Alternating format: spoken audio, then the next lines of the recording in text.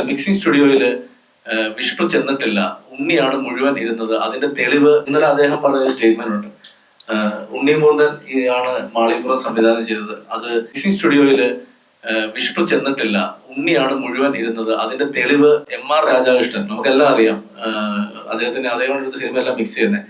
അദ്ദേഹം അതിന് തെളിവുണ്ട്, അദ്ദേഹം പറയുമെന്ന് പറഞ്ഞു. ഇപ്പൊ നിങ്ങളുടെ മുന്നിൽ ഞാൻ ലൈവായിട്ട് രാജേട്ടനെ വിളിക്കാം.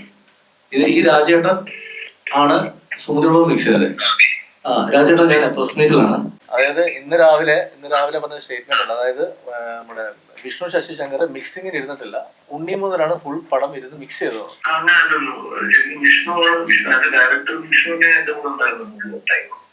അത് ഉണ്ണി വന്നത് ആ ഫൈറ്റ് സീക്വൻസ് മിക്സ് ചെയ്യാൻ വേണ്ടിയിട്ടാ. ഫൈറ്റിന്റെ ഒരു പോർഷൻ ഉണ്ട്, അത് മിക്സ് ചെയ്യാൻ വേണ്ടി മാത്രമാണ് ഉണ്ണിയാണ് വന്നത്. ബാക്കി കംപ്ലീറ്റ് വിഷ്ണുവിന്റെ ഫൈനൽ കോൾ അയച്ചത്. ഓക്കെ ചേട്ടാ, ഞാൻ വിളിക്കാം. സുമതി പടവിന്റെ ഫുൾ മിക്സിംഗ് വിഷ്ണു അല്ലായിരുന്നേ? പിന്നല്ല.